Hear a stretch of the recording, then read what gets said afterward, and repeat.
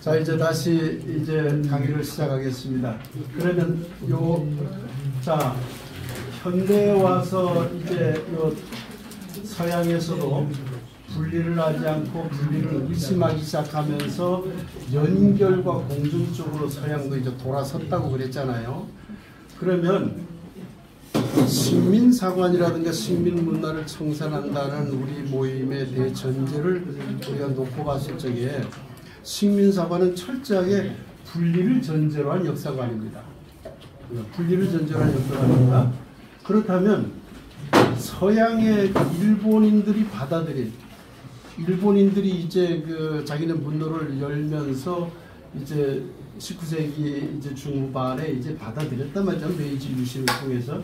그러면서 제가 저번에 여기서 작년도인가 강의할 적에 타라 입구라는 얘기 말씀드렸는데 굉장히 기분 나쁜 말이에요. 사실 그 말은. 그러나 일본의 입장에서는 그게 짱인 거죠. 타라 입구. 여기 예전에 칠판도 있었거든요. 이게 새로 이거 없애버렸다고 해가지고 글 못 쓰는데 이탈한다. 아시아를 넘어서서 탈출해서 벗어나서 타라 입 들어간다. 들립자 구라파. 그러니까 아시아를 넘어서서 구라파로 들어간다. 이 정신을 메이지 유신의 키워드예요.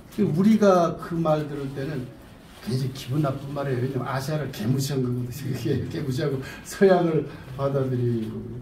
제가 일본에서 2년 동안 한일 문화 비교 연구를 할 기회가 있어서 그랬는데요. 일본은요, 지금도 철저하게, 적어도 표면적으로는 철저하게 서양 중심입니다. 철저하게 지금도. 네. 그래서 교과서도 보면요, 자기네 문화 있잖아요. 자기네 문화를 다루는 것은 축소예요. 그리고 서양 문화를 다루는 걸 맞불려요. 우리나라는 우리 문화 줄이면 교사들도 들고 있어서 막 난리 치죠. 근데 저기는 안 해요. 큰 있어요. 그래서 제가 거기 있는 교수에게 물어보니까 한국 대단하다고, 어떻게 그걸 끌어올리냐. 우리는 못한다고. 할 수도 없고 시스템이 안 된다. 그러니까 서양 적어도 속으로는 뭐 일본적이 많이 있겠죠. 그러나 적어도 겉으로는 저기는 서양이에요. 서양을 토대로 가는 거예요. 그러니까 철저하게 근대 그 사람들이 받아들인 거, 이걸 받아들인 거야. 당연히 이 사람들은 현대의 서양 사상을 받아들인 게 아니잖아요. 지금 받아들인 게 아니잖아요. 개화기, 즉 근대 19세기 중후반 제일 근대가 제일 피크를 이룰 때 서양 사상을 받아들인 거예요. 일본이. 그러니까 당연히 일본의 사상은 철저한 분리적 시각에서의 모든 게, 뭐 역사관만이 아니에요. 모든 게, 문화도 다 철저하게 지배자와 피지배자. 지금도 딱 그게 있습니다. 네. 나중에 제가 다음 주에 후반부에 가면 한국 문화와 일본 문화, 왜 제가 한국 문화와 일본 문화를 비교해서 여러분에게 말씀해 드리는 거냐면은, 여러분과 제가 한국 문화적 인식의 틀 속에 있는 거예요. 이미 우리가. 이미 벗어날 수 없는. 그걸 앞으로 강의해 갈 겁니다. 그러려면 우리 한국 문화의 틀이 무엇인지를 알아야 나를 알 거 아니에요. 또 너를 알고. 근데 이걸 모르는 거예요. 이제까지 많은 사람들이. 그걸 제가 거의 평생을 걸쳐서 연구해온 사람인데, 그 얘기는 그때 가서 하겠습니다만은, 일본에 가서 보면은 딱 알 수가 있습니다. 살아보면 압니다. 조금 한두 달이 아니라 길게 살아보면 일본 사람들이 얼마나 철저하게 위계적 분리에 순응해서 사는지. 그러면 딱 높은 사람은 딱 인정해주고요. 딱 마음을 딱 하고요. 자기 낮으면 딱 낮은 대로 가고요. 우리는요, 낮아서 좀 무시해봐요. 얼마나 잘났다고 하면서 바로 뻗쳐서 자기 치고 나가려고 하잖아요. 거기는 없어요. 그러니까 흔히 그 얘기 하잖아요. 이 얘기는 많은 분들이 이제는 알려줬죠. 처음에 제가 연구할 적에 그것부터 제가 때렸어요. 일본 문화를. 때렸다는 표현이 일본한테 미안하지만 우리가 한동안 장인 정신을 엄청 중요하게 여겼어요. 일본의 장인 정신을 배워야 된다고. 안 그랬습니까? 그랬잖아요. 배울만 하죠. 일단 그건 배울만 해요. 그거 긍정해야 돼요. 그러나 장인 정신은 정말 철저히 모든 걸 한다는 의미에서는 좋은 정신이죠. 그런데 두 번째 장인 정신이 있어요. 이 장인 정신을 만들어내는 게 뭐냐면 그걸 못 나오게 사회가 막아요. 다시 말하면 200년 라면집을 하는데 나 못하겠어 때려치워.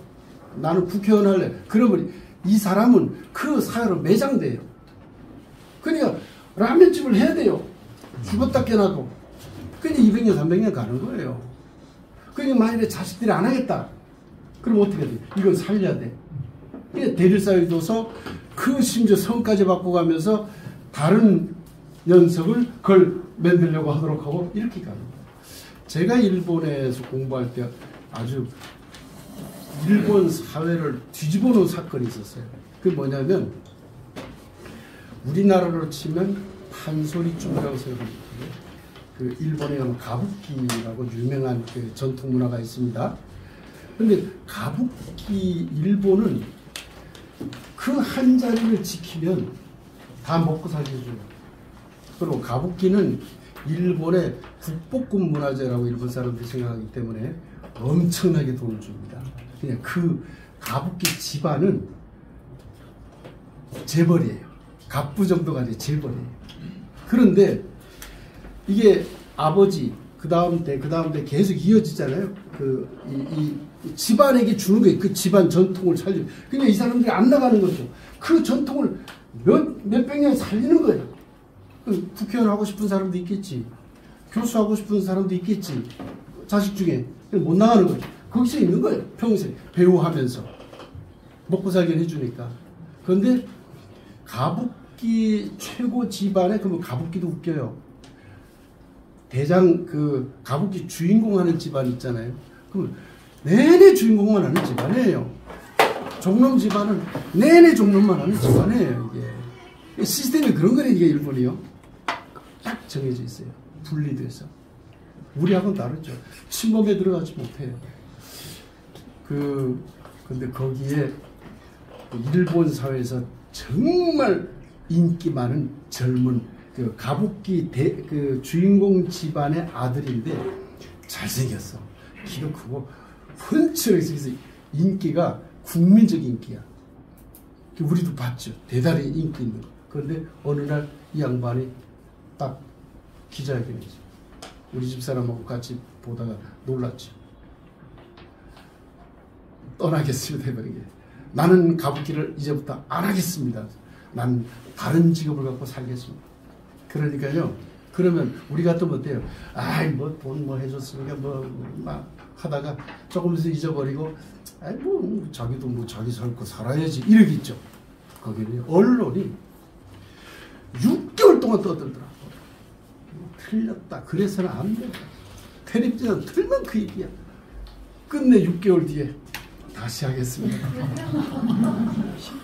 못 견디는. 왜냐하면 그걸 못하게 막 사회가 아주 박살내는 거예요. 사회가. 제가 이제 동경예술대학교 그 산호교수라고 하는 교수하고 잘 알고 지냈습니다. 하루는 소줄 아니 일본 이제 그 이자카야 그 술집에 가서 소주 먹다가 이 양반이 얼큰한 게 나한테 뭐라고 하냐면 조 선생님 한국에서는 농사 짓다가도 국회의원 하고 또 뭐 일반 어떤 사업을 하다가도 정치가도 되고 그런데면서 난 속으로 무슨 소리야? 다 그런 거 아니야?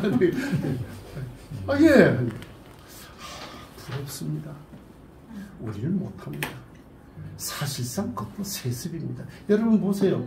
이번에 고이즈미 떨어졌잖아요. 다 정치 집안 세습.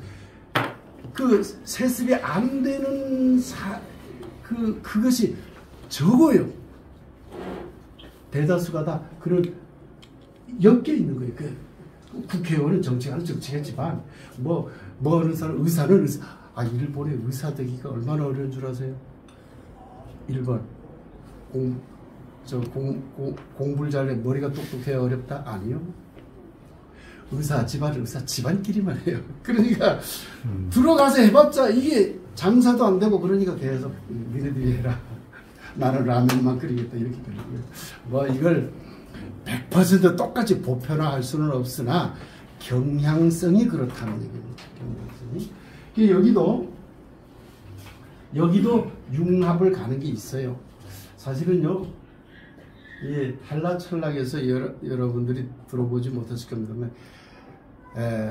헤라클레이토스라고 하는 유명한 철학자가 있었습니다. 그런데 교과서에도 안 나와요. 그냥 공부한 사람이 좀 아는 철학자. 그 사람은 분리적인 것을 조금 비틀었어요.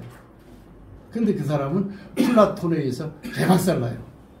플라톤이 그 사람을 개박살 시켜버려요. 그 플라톤은 분리가 옳다고 그러면서 가버리죠. 그냥 플라톤이 다 지배해버린 게 분리.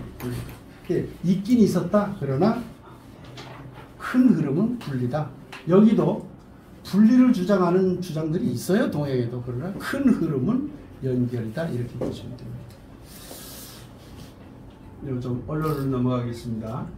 서양은 이원론, 동양은 다원론, 기독교 단일사상 일벌선, 개체 분리, 저기는 연결, 아까 강의했던 내용이죠. 그냥 여기는 자꾸 파괴해서 새로운 걸 만들려고 하고, 저기는 유지 개선하고요.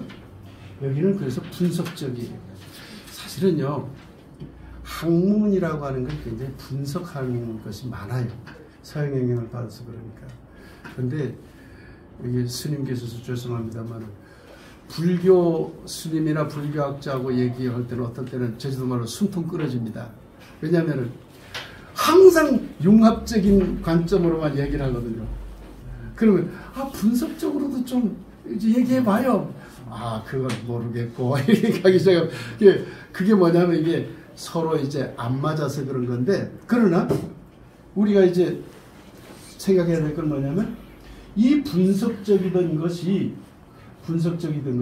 융합적으로 지금 현재 서양도 바뀌고 있다는 거예요.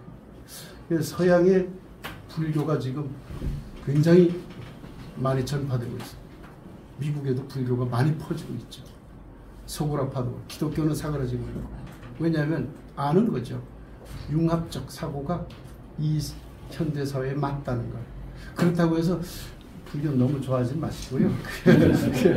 불교에도 맹점이 제가 볼 때 있기 때문에 서로 이제 좋은 걸 좀 뽑아서 어떻게 살아야 되냐 하겠지만, 어쨌든 그렇습니다. 요 골치 아픈 요 용어들은 이제 넘어가겠습니다. 예를 들면 이런 겁니다. 나는 나다. 그러잖아요. 나는 나다. 난 나야. 그건 뭡니까? 그 서양적 사고입니다. 난 나야. 동일률이라고 합니다. 이게 어려운 말에 난 나야 이런 거죠. 네. 그러니까 난 나니까 똑같다 나다. 근데 스님 알다시피 동양에서는 어떻습니까? 나는 너고 너는 나다 이러잖아요. 그잖아요. 산은 물이요 물은 산이로다 이러잖아요. 어떻게 산은 산이다 그러면 그건 동일률인데, 산은 물이요 물은 산이로다 이렇게 얘기하잖아요. 그러니까 주체와 객체가 같은 걸로 연결시켜버리는 게 동양식 사고라면, 서양은 산은 산이고 물은 물이야 갈라져. 남자는 남자고 여자는 여자야. 하늘은 하늘이고 땅은 땅이야. 딱 갈라버리는 거죠. 이게 이쪽 라인이라는 거죠. 100% 그러진 않습니다. 아까 우리 유성 신부님이 좋은 말씀을 주셨는데 저도 같은 생각인데요. 기독교에도 좋은 게 많습니다. 오해하실까 봐서. 저는 이제 교회에서 설교할 적에 로마의 예수를 믿지 말고 갈릴리의 예수를 믿으라고 교인들에게 얘기를 합니다. 그건 뭐냐면 로마의 예수는 분리주의예요. 분리주의. 전부 분리예요.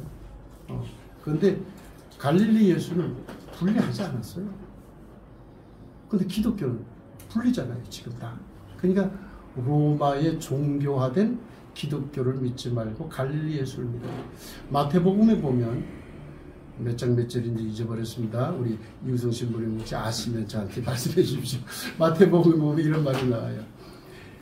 이게 매우 중요한 구절인데도 이 깡패 같은 교회들은 그걸 설교를 안 해요.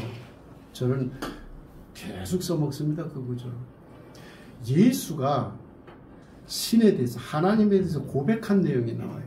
하나님은 이런 분이야 라고 헌대가 나와요. 예수는 하나님을 하나님이라고 말하지 않고 아버지라고 했죠. 아빠라고 했습니다. 발음이 거의 100% 똑같아요. 아빠예요, 아빠. 아람어로, 그러니까 예수 당시에 보통 사람이 썼던 말이 아람어인데요. 아람어로 아빠가 우리 아빠예요, 아버지. 그러니까 발음이 거의 100% 같다고 보시면 돼요, 아빠. 그런데 아빠라고 불렀어요. 신을, 아빠께서. 그런데 차마 성경에 아빠라고 번역하려니까 너무 이상하잖아요. 그냥 아버지라고 다 번역했어. 아버지 그랬지만 사실은 아빠죠. 그런데 신을 이렇게 얘기했어요. 신은 선인에게도 악인에게도 비를 내리며, 그 아빠는 의로운 자에게도 불의한 자에게도 햇빛을 비춥니다. 그 뭐예요? 나누지 말라는 얘기잖아요.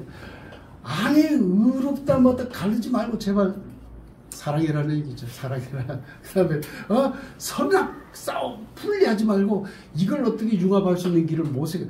신이 그런 분인데 왜 너희들은 가르고 싸우느냐. 신은 그러지 않다. 근데 그걸 설교를 안 하죠. 왜? 그걸 설교하면 헌금이 안 들어오니까. 천당 갈 사람, 지옥 갈 사람 구분됩니다. 천당 가려면 이렇게 해야 됩니다. 딱 이러니까 이제 헌금이 들어오죠.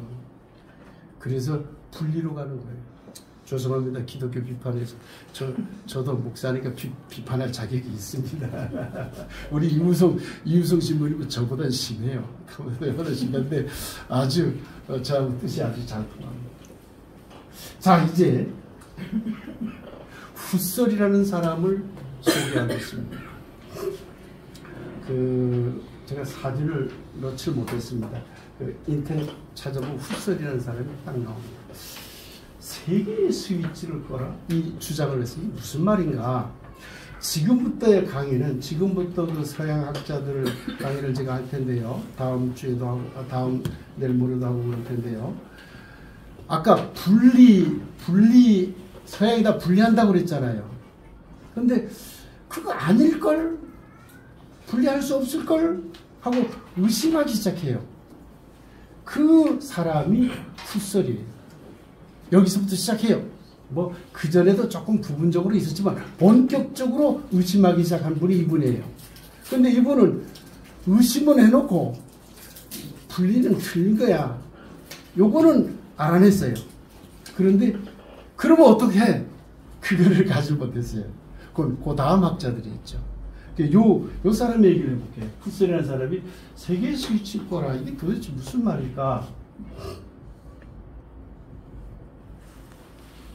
지금 여기 빨간 장미 있죠? 이거 무슨 장미입니까? 다 같이 한번 대답해 보세요. 시작!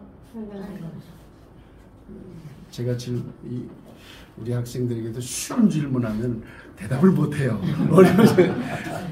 이거 무슨 장미입니까? 빨간 장미. 빨간 장미잖아요. 그죠? 네. 이건 분명히 노란 장미죠. 근데 이렇게 상상을 해봅시다. 상상을 해보겠습니다.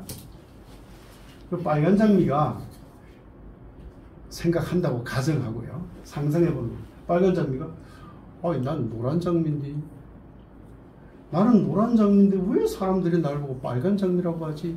라고 하고 있다고 가정해보겠습니다. 그러니까 장미가 투덜대는 거죠. 난 노란 장미야. 왜 사람들 날 보고 빨간 장미라고 해? 상상해 보겠습니다. 자, 그러면 여기서 이제 우리의 생각이 뒤집힙니다. 뒤집히기 시작해요. 자, 볼까요?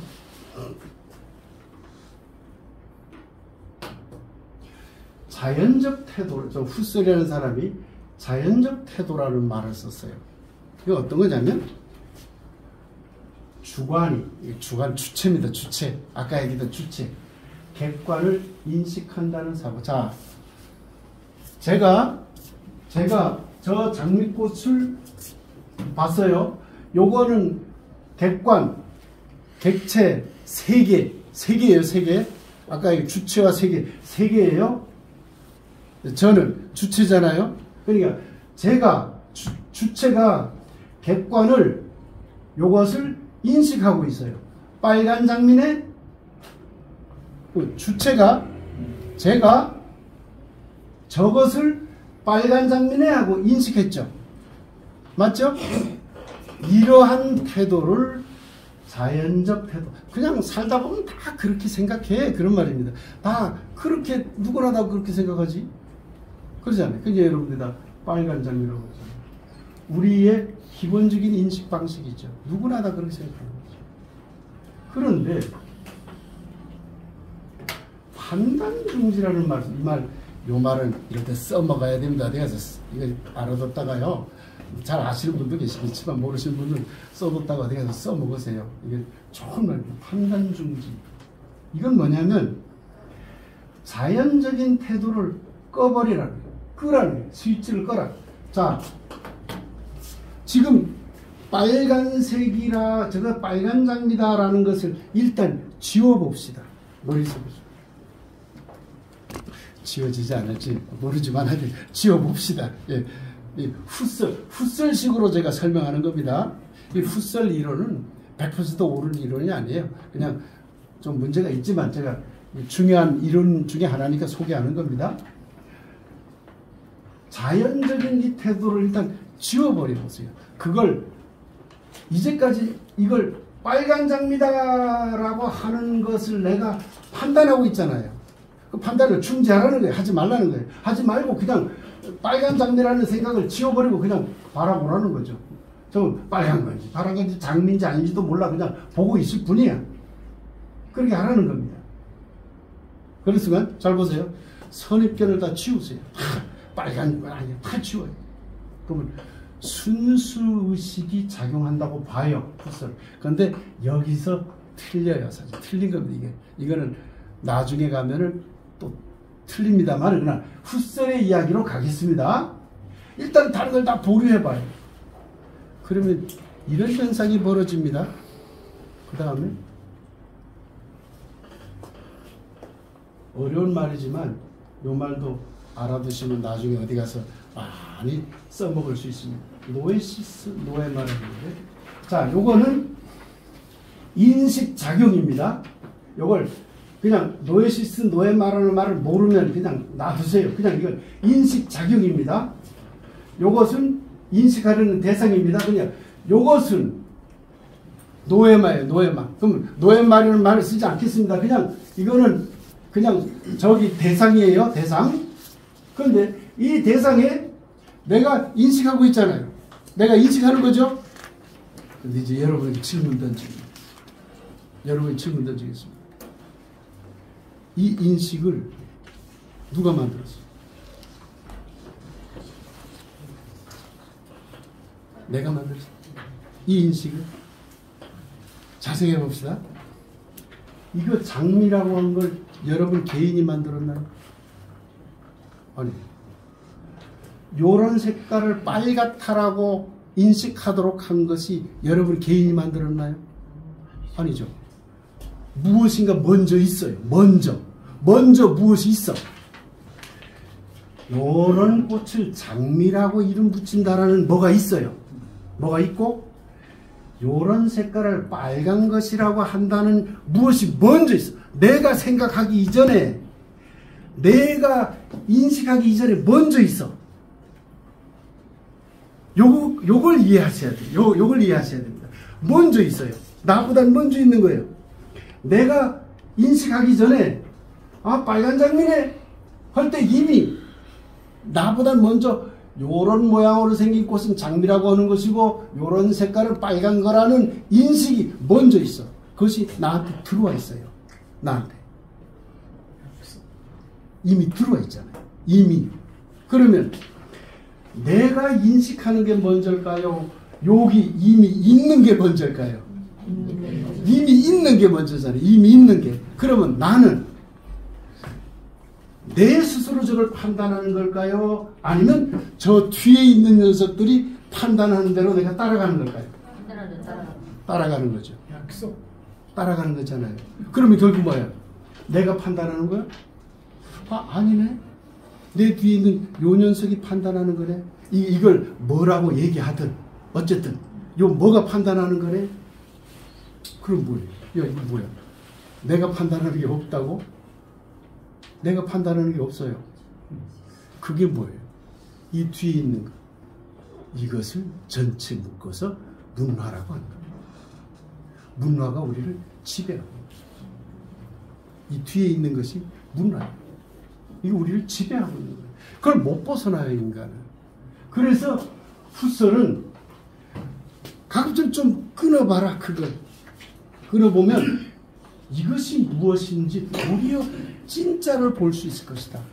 이거 빨간색이라고 하는 것은 이미 선입견, 이미 앞에 선행되어서 있는 그 어떤 것이 우리에게 작용했기 때문에 이걸 빨간 장미라고 하는 것이지, 내가 스스로 판단해서 빨간 장미라고 하는 건 아니다. 이게 굉장히 중요한 문제적입니다. 그럼 이제까지 우리의 모든 인식을 뒤집어 놔버려요. 그럼 이게 어떤 거냐면, 자연적 태도라고 하는 것은 아까 우리 그냥 일상적으로 아주 빨간 장미네 하는 거예요. 그런 거는요, 대상을 보고 인식이 작용해요. 대상을 보고 빨간에 이렇게 보는 거예요. 그런데 현상학적 화는 아까 판단중지, 이것이 용어 제가 판단중지라고 써보니까 같은 말입니다. 어려운 철학자들은 현상학적 환원이라는 말을 쓰는데 그냥 판단중지라는 말에 그냥 지워버려. 이렇게 놓고 보면 거꾸로 노에시스가 먼저 있고 대상이 나중에 있는 거예요. 우리는 늘상 저기 대상이 있으니까 내가 본다 이렇게 생각하잖아요. 근데 그게 아니라 여기 인식작용이 있어서 나로 하여금 저렇게 보도록 만들고 있는 거죠. 이게 뒤바뀌어버린 거예요. 뒤바뀌어버려요. 완전히. 그러니까 우리 보통 우리가 살아가는 것은 다 이렇게 살아가지만, 충격적이라고 하네요. 보통 살아가는다 이러는데 현상학적 환원을 해보면 충격이 일어나는 거예요. 이건 뭐야? 노에시스가 나를 지배하네. 노에시스가 나를 지배해서 노의 말을 보도록 하네. 이미 있는 노에시스로 노의 말을 판단해. 그러니까 이미 있는 무엇이 저것을 판단하도록 만들어버리는 거예요. 자, 이렇게 놓고 보면 역사를 우리가 해석할 때도 내가 해석한다고 하면 안 되는 거예요. 많은 사람들이 그렇게 생각을, 그게 내가 너무 가슴이 아프고, 내가 역사를 해석하는 게 아니에요. 이미 나에게 들어와 있는 그걸 이제 철학적 용어로 선이해 또는 전이해라고 합니다. 전이해라고 그럽니다. 프로주다이스. 나쁘게 번역하면 선입견이라고 나오지만 선이해, 전이해가 앞에 있는 이해가 나를 통해서 역사를 바라볼 뿐이지 순수한 내가 역사를 못 바라본다는 거죠. 순수한 나는 절대 역사를 못 바라봐요. 왜? 아무리 바라보려고 해도 저 노에시스 저 녀석이 항상 먼저 있는 게 나보다 항상 먼저 있어가지고 나한테 영향을 미쳐버리니까. 그러면 여러분 보세요.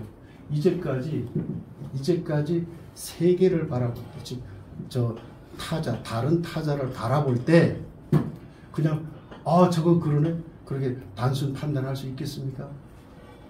없다는 걸 알 수 있죠. 그럼 여기서도 뭐가 굉장히 중요할까요? 이미 나의 인식에 영향을 미치는 여기 있는 거, 요게 뭘까? 요게 너무 궁금하지 않으세요? 요게 나를 지금 컨트롤하고 있는 거예요. 여러분은 요게 있는 거예요. 요게 세계가 주관을 선점하여 판단. 그러니까 보세요. 주관이 세계를, 내가 세계를 판단하는 것 같은데 아니에요. 세계가, 문화가 주관에 나를 선점했어요. 이미 선점해버렸어요. 그 녀석이 판단하고 있어요. 그러면 결론은 뭐가 될까요? 나를 선점한 녀석이 뭐냐? 나를 선점한 녀석이 뭐냐? 이걸 알아요. 이 알아내는 작업을 제가 사실은 한 30년간 연구해 온 겁니다. 그 얘기를 이 6번의 강의를 통해서 짧게 얘기하려니까 너무 뭐하긴 합니다만은 아마 오늘 요 얘기만 들으셔도 여러분들은 아까 충격이라고 했듯이 충격일 겁니다. 이게 우리 생각이 완전히 뒤바뀌어버리네. 생각이 완전히 뒤바뀌어버리네. 그럼 어떡하지? 큰일 났네. 근데 6번째 강의 들으면 해결책은 있구나 하는 걸 알아낼 수 있을 겁니다. 학자들이 어떻게 이걸 해결책을 만들어냈는지는 오늘 궁금하셔도 그거는 조금 뒤에 오셔서 들어주시고요. 자, 이제 강의를 이제 마무리할 시간이 질의응답도 받아야 되니까요. 지금 시간이 8시. 네. 조금 끝난 다음에 질의응답을 받도록 하겠습니다. 다시 장미 얘기로 가봅시다. 자, 이게 빨간 장미일까요? 그러면 이제 우리는 판단 중지 해봐야 돼. 이렇게 되는 거죠. 이제 그렇게 돼야 되는 거죠. 판단 중지 해봐야 돼. 아직 몰라. 네, 이게 빨간 건지 아닌지 아직 몰라. 판단 중지 해봐야 돼. 정말 빨간 장미일까? 아니면 선경험 앞에 있는 경험이 빨간 장미로 판단하라 라고 하는 걸까? 여러분은 훗설의 말에 동의하시는지 모르겠습니다.